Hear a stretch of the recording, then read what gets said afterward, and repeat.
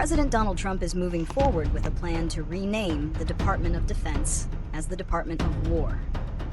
This change is being implemented through an executive order, which is a symbolic gesture to restore the agency's original name from its founding in 1789 until 1947. This move is part of a broader warrior ethos campaign led by the administration and Defense Secretary Pete Hegseth, who has already begun using the title of Secretary of War.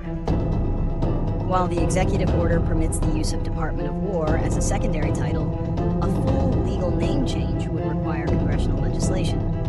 The administration has indicated it will pursue this, but Trump has also suggested he may not need legislative approval.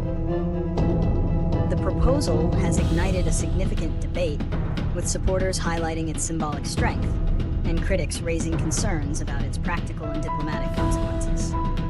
Reasons and justification. The primary reason for the proposed renaming, as articulated by the President and his administration, is to project an image of strength, aggressiveness, and resolve to both allies and adversaries. Proponents of the change argue that the name Department of Defense is too passive and does not accurately reflect the United States' role as a global military power. They contend that the U.S. had a history of unbelievable victory when the agency was known as the Department of War, citing successes in World War I and World War II. The name change is framed as a cultural and psychological shift intended to instill a warrior ethos within the military. It is also seen as a move away from what the administration has called woke ideology and diversity, equity, and inclusion programs, with a renewed focus on lethality on the enemy and traditional warfighting capabilities. This symbolic change is a key component of the administration's foreign policy approach, which prioritizes projecting military might and a willingness to act assertively. Consequences and analysis. The consequences of this name change are multifaceted, ranging from practical challenges to significant strategic and diplomatic risks. Financial and logistical burden. A formal name change would entail a massive logistical and financial overhaul. The Department of Defense seal and name are on thousands of buildings, vehicles, documents, uniforms, and official websites globally. The cost of replacing all this signage and branding could run into hundreds of millions, or even up to $1 billion. This expense would divert funds that critics argue could be better used for military training, equipment, or supporting service members and their families. Strategic and diplomatic perception. The name change could significantly impact how the U.S. is perceived on the world stage.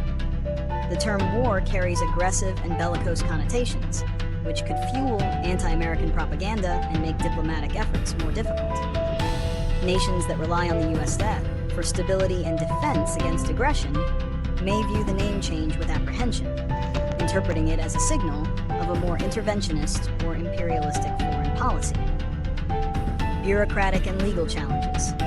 The legal authority of an executive order to change the name of a federal department is a major point of contention. The Department of Defense was established by an act of Congress, and legal experts argue that only Congress can officially change its name. This could lead to legal battles, administrative chaos, and potential challenges to international agreements that refer to the Department of Defense. The executive order, by using secondary titles, acknowledges this legislative hurdle, but may not fully resolve it. Prediction and potential outcomes. The immediate outcome is likely to be a period of confusion and friction. The executive order will allow the administration to proceed with the name change in a symbolic capacity, updating signage and titles where possible, but the full-scale change will be a long and difficult process. Political gridlock. The most probable prediction is that a permanent name change will face significant opposition in Congress. It is unlikely to gain the bipartisan support needed to pass through both chambers, particularly with the high cost and diplomatic concerns. This could result in a prolonged political stalemate, with the department operating under a dual-name system. Symbolism over substance. The renaming will likely remain a symbolic rather than a legal or structural change. It will serve as a powerful messaging tool for the administration, reinforcing its America First and peace through strength rhetoric. However, the core functions and bureaucratic structure of the military will remain largely unchanged. The order's instruction to the Secretary to recommend legislative actions is a tacit acknowledgement that a full change is not within the President's unilateral power. Possible solutions and a path forward.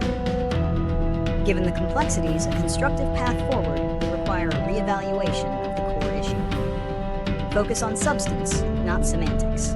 Rather than spending significant resources on a symbolic name change, the administration could focus on tangible military reforms. This includes modernizing equipment, investing in research and development, and addressing the real challenges facing the armed forces, such as recruitment and retention. A collaborative legislative approach. If a name change is deemed essential, the administration should work with Congress from the outset to build a legislative consensus. This would involve a clear articulation of the strategic benefits, a cost-benefit analysis, and a discussion of the diplomatic implications. A unified approach would prevent the bureaucratic and legal challenges that an executive order invites. A balanced approach to foreign policy. The United States military strength is a cornerstone of global stability, but so are its diplomatic efforts. The name Department of Defense was a deliberate choice after World War II to reflect a broader national security strategy that includes deterrence, alliances, and humanitarian missions. A solution would be to recognize that both offense and defense are critical components of a comprehensive strategy, and that a single name may not fully capture the complexity of the department's mission. Ultimately, real strength is demonstrated not just by a name, but by effective policy and strategic action that protects national interests while maintaining global stability.